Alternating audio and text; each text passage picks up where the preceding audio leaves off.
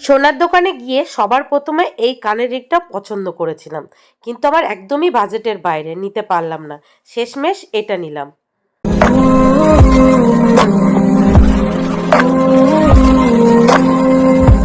Hello friends, good morning. আরেকটা fresh new ব্লগে আপনাদের সবাইকে অনেক অনেক স্বাগত।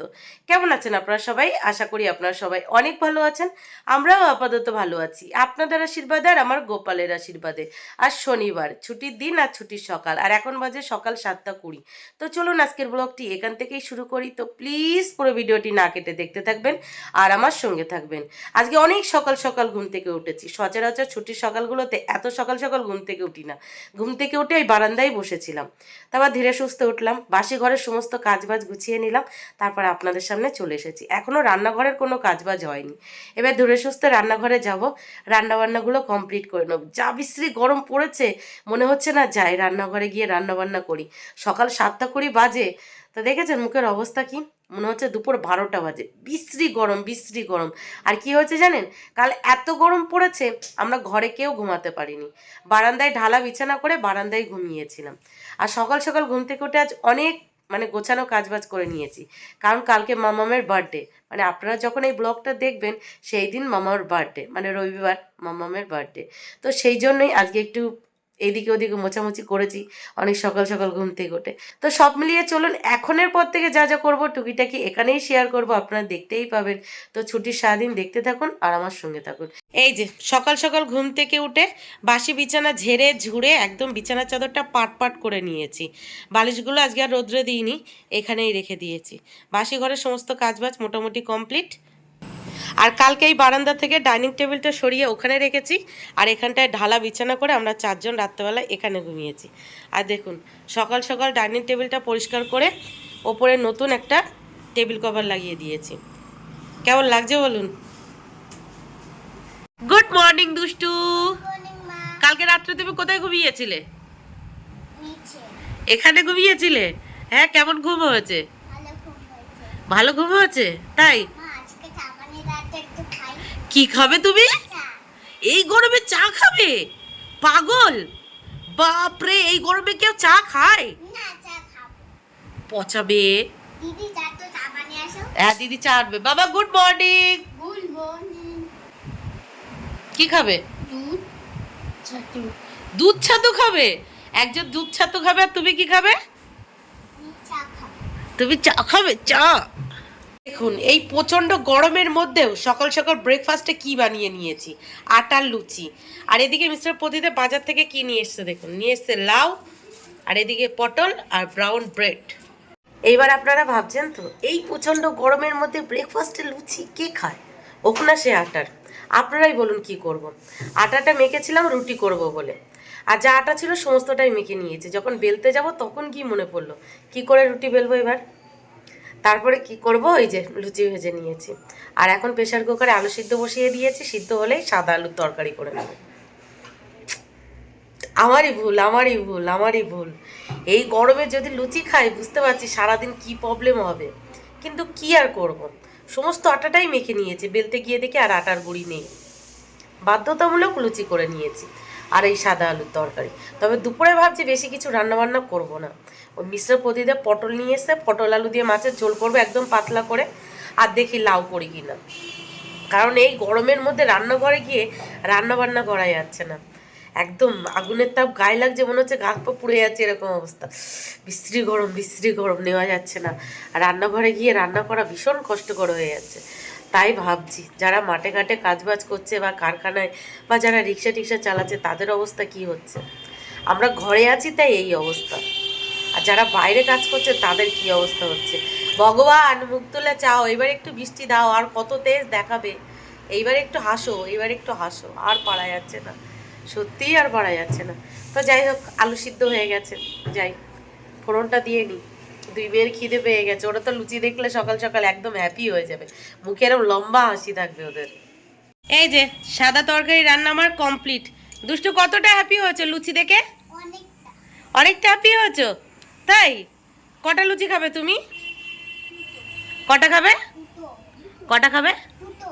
মাত্র 2টো লুচি খাবে? তাই? তো চলো দিয়ে দিই তোমাকে। অদুষ্টু, তুমি ব্রেকফাস্ট করোনি? তুমি ব্রেকফাস্ট করোনি? লুচি খাচ্ছি। হ্যাঁ, লুচি দিয়ে কি দিয়ে খাচ্ছি? লুচি দেখুন, দুই মেয়ের ব্রেকফাস্ট করা হয়ে গেছে। লুচি কি দিয়ে এখন খাচ্ছো? মিস্টার প্রদীপ ব্রেকফাস্ট করছে, ব্যাস দুই বোন আবার বসে পড়েছে বাবার সাথে লুচি খেতে। কেমন লাগছে এই গরমে লুচি খেতে? কেমন লাগছে? কেমন লাগছে এই গরমে লুচি খেতে? দারুণ দারুণ, খাওয়াতে পারি। কি খাচ্ছ তুমি? তরমুজ খাচ্ছি। কে দিয়েছে? দাদু, কে দিয়েছে? দাদু। তুমি কি খাচ্ছ? যেই দেখেছে ক্যামেরাটা অন করেছে সেই সাথে সাথে রেখে দিয়েছে। পাজি। ব্রেকফাস্ট সারার পর এই যে আমরা সবাই মিলে তরমুজ খাচ্ছি। এই যে আমার এই মাম্মা আর মিস্টার প্রদীপ যেই ক্যামেরা অন করেছে রেখে দিয়ে, এদিকে এই যে পটল আলু কেটে নিয়েছি, মাছ দিয়ে ঝোল করব। আর দেখি কি রান্না করি। দেখুন, রান্নার ফাঁকে কোথায় এসে বসেছি। না আছে ফ্যানের হাওয়া, না আছে প্রাকৃতিক হাওয়া। নতুন ঘরে এখানে একটা চেয়ার পাতা ছিল, তো রান্নার ফাঁকে এখানে এসে বসেছি। আর ফ্রিজ থেকে এই যে এক গ্লাস ঠান্ডা জল নিয়ে এসেছি, এটা খাবো আর কি। তো রান্না প্রায় কমপ্লিট হয়ে গেছে, মানে ভাত হয়ে গেছে আর পটল আলু দিয়ে মাছের পাতলা ঝোলও হয়ে গেছে। এখন বসিয়েছি চালতা সিদ্ধ করতে। আগের দিন শ্বশুরবাবা অনেকগুলো চালতা এনেছিল, তো সেখান থেকে আমাদেরকে দুটো দিয়েছিল। তো চালটা দুটো খারাপ হয়ে যাচ্ছিল, তা আজকে ভাবলাম একটু চালটা পাতলা করে চাটনি করে দিই। তো সেটাই বসিয়েছি সিদ্ধ করতে, কেটে কুটে প্রেশার কুকারে। দেখুন, চালটা কেটেছি বলে নখগুলো সব কালো কালো হয়ে গেছে। আর মামামকে পড়াতে এসেছে, মামাম ঘরে পড়ছে, আর মিস্টার প্রতিদেব আর দুষ্টু বারান্দায় গড়াগড়ি দিচ্ছে। বারান্দাটা মুছে দিয়েছি, ওখানে গড়াগড়ি দিচ্ছে। দুষ্টু, কি করছো তুমি? এই যে প্রজাপতি দিচ্ছি। কি এঁকছো? প্রজাপতি। কই দেখি, এটা কে এঁকেছে প্রজাপতিটা? এটা বাবা দেখেছে, এটা আমি দেখছি। এটা তুমি এঁকেছো? হ্যাঁ, ওয়াও, তোমার বাবারটা থেকে তোমারটা তো সুন্দর হয়েছে। হ্যাঁ। তোমার এত ভালো লাগে বাটারফ্লাই? বাটারফ্লাই আমার ভালো লাগে, বাটারফ্লাই কানাল ভালো লাগছে, লাইক শুনে প্রজাপতি দিচ্ছি। তাই? বাটারফ্লাই জামার ভালো লাগে, বাটারফ্লাই কানের ভালো লাগে, সেই জন্য প্রজাপতি আঁকছো? তাই? তোমাকে একটা বাটারফ্লাই ড্রেস কিনে দেবো, ঠিক আছে?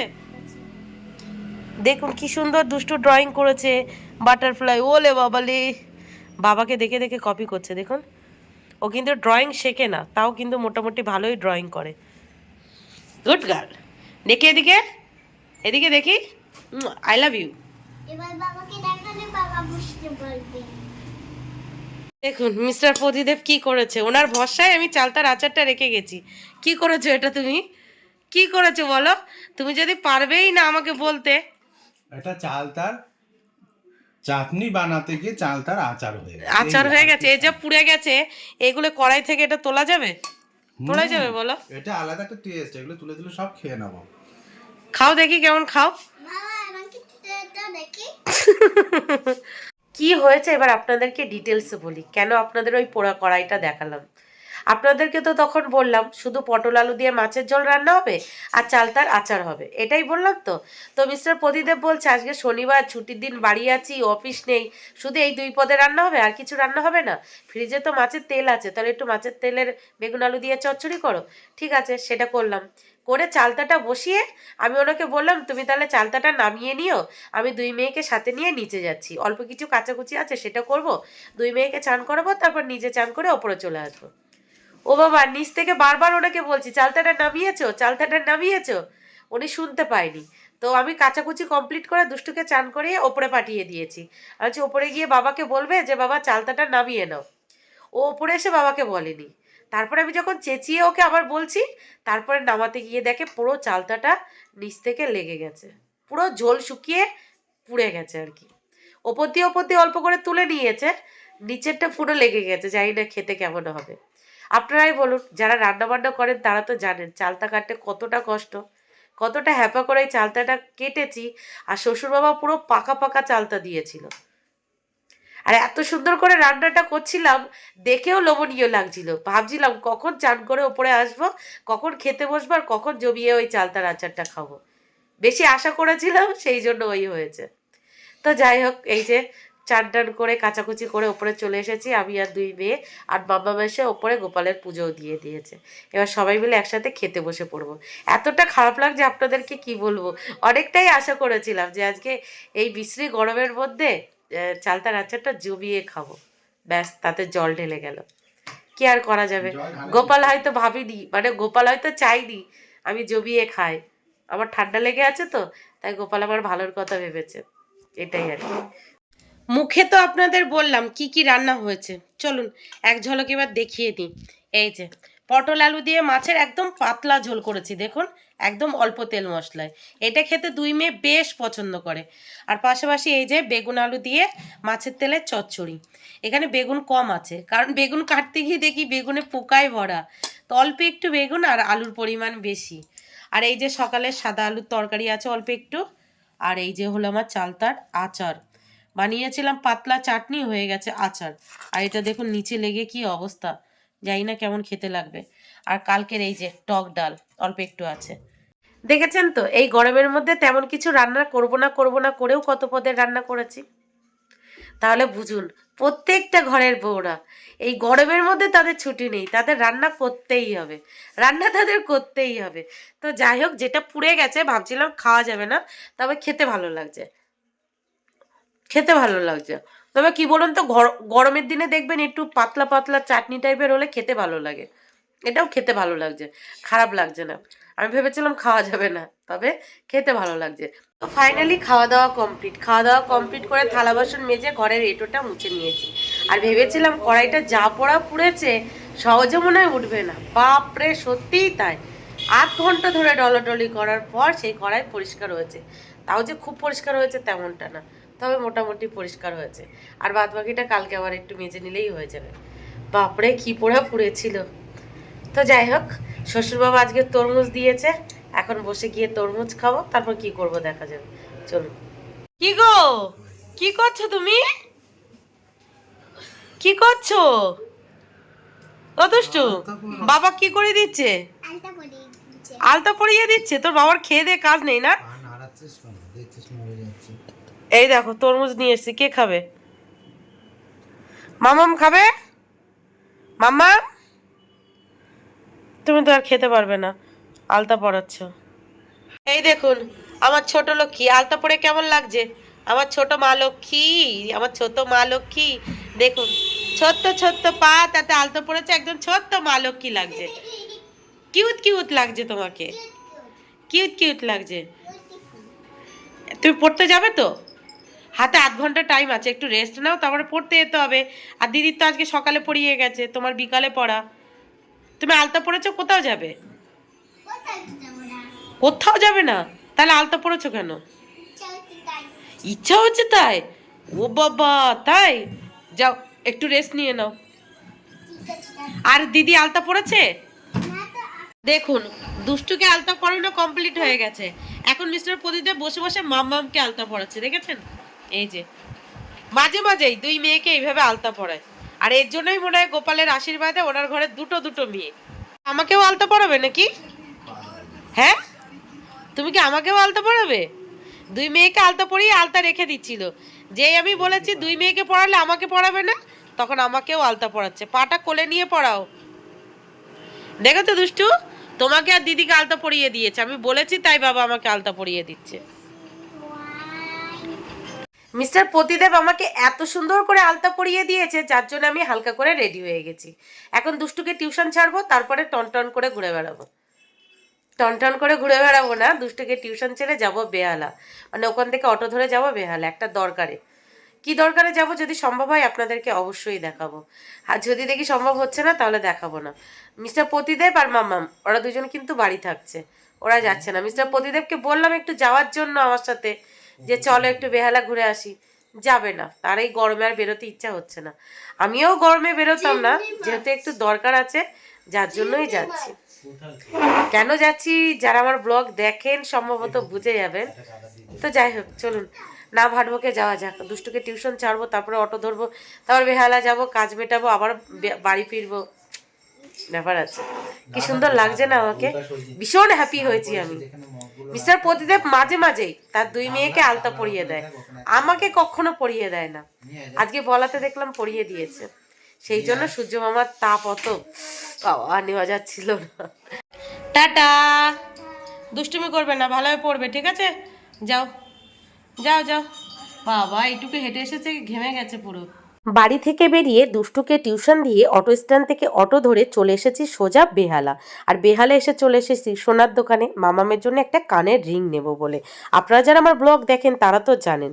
তো কানের রিংয়ের বলতে এই ডিজাইনগুলো ছিল। তো সব থেকে যেটা আমার পছন্দ হয়েছিল সেটা একদমই আমার বাজেটের বাইরে, ওটা 22,000 টাকার মতো দাম ছিল। তারপরে এটাও দেখছিলাম, এটাও ওই 20,000 টাকার কাছাকাছি দাম ছিল। আমার এই কানের রিংটা খুব পছন্দ হয়েছিল, কিন্তু দাম অনেকটাই বেশি, আমার বাজেটের বাইরে। শেষমেশ ওই কানের রিংটা নিলাম। তারপরে আরও কিছু সোনার জিনিস দেখছিলাম, নিজে তো নেব না, তো মনে হলো আপনাদেরকে ডিজাইনগুলো এক ঝলক দেখিয়ে দিই। আপনারা যারা সোনার জিনিস কিনতে বা পরতে পছন্দ করেন তাদের দেখতে ভালো লাগবে। এই ব্রেসলেটগুলো দেখুন কি দারুণ না? কোনোদিন যদি সময় সুযোগ হয় তাহলে দুই মেয়েকে আমি দুটো ব্রেসলেট করে দেবো। এখানে কিছু আংটির ডিজাইন আছে, এখানে একদম হালকা ওয়েটের ওপরে দেখুন কিছু কানের রিং আছে, কি দারুণ না? আর এখানে কয়েকটা ঝুমকোর ডিজাইন আছে, দেখুন কি সুন্দর লাগছে, দেখতে ভালো লাগে। আর এমন কোনো মেয়ে কি আছে যে গয়না কিনতে বা দেখতে পছন্দ করে না? কিন্তু ওই যে পকেটের টাকার উপরে ডিপেন্ড করে। পকেটে যদি টাকা না থাকে তো মানুষ কিনবে কি করে? আমার এই পলার ডিজাইনটা খুব ভালো লেগেছে, সাদা আর গ্রিনের ওপরে। দেখি কোনোদিন যদি সময় সুযোগ হয় নেব। এখানে শাঁখা বাঁধানোর ডিজাইনগুলোও দেখুন কি দারুণ না? আর এখানে কিছু রূপোর ডিজাইন আছে, দেখুন। কেউ নুপুর হিসাবেও পরতে পারবেন, কেউ ব্রেসলেট হিসাবেও। দারুণ দারুণ জিনিস আছে যেগুলো দেখতে তো খুব ভালো লাগে, কিনতেও ইচ্ছা করে, কিন্তু পকেটে যে টাকা নেই। আর এই বছর মামামের বার্থডেতে যে আমি সোনার জিনিস গিফট করতে পারছি পুরোটাই কিন্তু আপনাদের আশীর্বাদে। আপনারা যদি আমার পাশে না থাকতেন আমি সেকেন্ড পেমেন্ট পেতাম না। আর পেমেন্টটা না পেলে তাহলে বলুন মামামকে কি করে সোনার জিনিস গিফট করতাম? তো আপনাদের যতই থ্যাংক ইউ বলি না কেন অনেকটাই কম হবে। তো ফাইনালি বেহালা থেকে বাড়ি চলে এসেছি। বাড়ি এসেছি তাও এখান থেকে 40 মিনিট আগে। অটো থেকে নেমেছি, বাড়ি ঢুকবো ঠিক ওই সময়টায় মাথা ঘুরে গেছে, পুরো চোখ মুখ অন্ধকার দিয়ে এসেছে। তারপর মিস্টার প্রতিদেবকে ডাকলাম, নিচে গেল, উনি ধরে টরে নিয়ে আসলো পরে। তারপর একটু রেস্ট নিয়ে এখন মোটামুটি ঠিক আছে। আর বাড়ি আসার পর তারপরে মিস্টার প্রতিদেব চলে গেছিল দুষ্টু কাঁদতে। এই যে দুষ্টু টিউশন থেকে বাড়িও চলে এসেছে। তো যে ডিজাইনটা প্রথমে দেখাচ্ছিলাম সেটাই ভেবেছিলাম মামামের জন্য নেব, কিন্তু ওটার দাম অনেকটাই বেশি, অতটা বাজেট আমার ছিল না। তো বাধ্যতামূলক পরে ওই রিংটা নিয়েছি। ওই যে দুষ্টু বাড়ি এসেই আমার জন্য কি এনেছো, আর ওইটা দেখার পরে তো আরো বলবে। আচ্ছা, এর পরের পেমেন্ট পেলে তখন তোমাকে দেবো। তো আপনারা যারা আমার ব্লগ দেখেন তারা তো জানেন আমি ফেসবুক পেজ থেকে সেকেন্ড পেমেন্ট পেয়ে যে টাকাটা পেয়েছিলাম, সবার প্রথমে ভেবেছিলাম ওই টাকা দিয়ে দুই বোনের জন্য কানের রিং বানাবো। তো দুই বোনের জন্য হয়নি, শুধু মামামের জন্য হয়েছে। তো সেই টাকা দিয়ে মামামের জন্য ওই রিংটা নিয়ে এসেছি। আর এরপরে যখন ইনকাম করব সেই টাকা দিয়ে অবশ্যই দুষ্টুকে দিয়ে দেবো, মানে দুষ্টুকেও একটা এনে দেবো। তো কেমন হয়েছে কানের রিংটা অবশ্যই আপনারা জানাবেন। তো চলুন আজকের ব্লগটি এই পর্যন্তই, দেখা হচ্ছে কাল সকাল থেকে আরেকটা ফ্রেশ নিউ ব্লগে।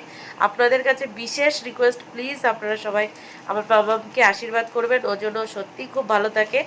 আর ওর জীবনে যে জটিলতাগুলো আছে সেগুলো কাটিয়ে জন্য ও অনেক দূর যেতে পারে। তো চলুন, টাটা, সবাই ভালো থাকবেন।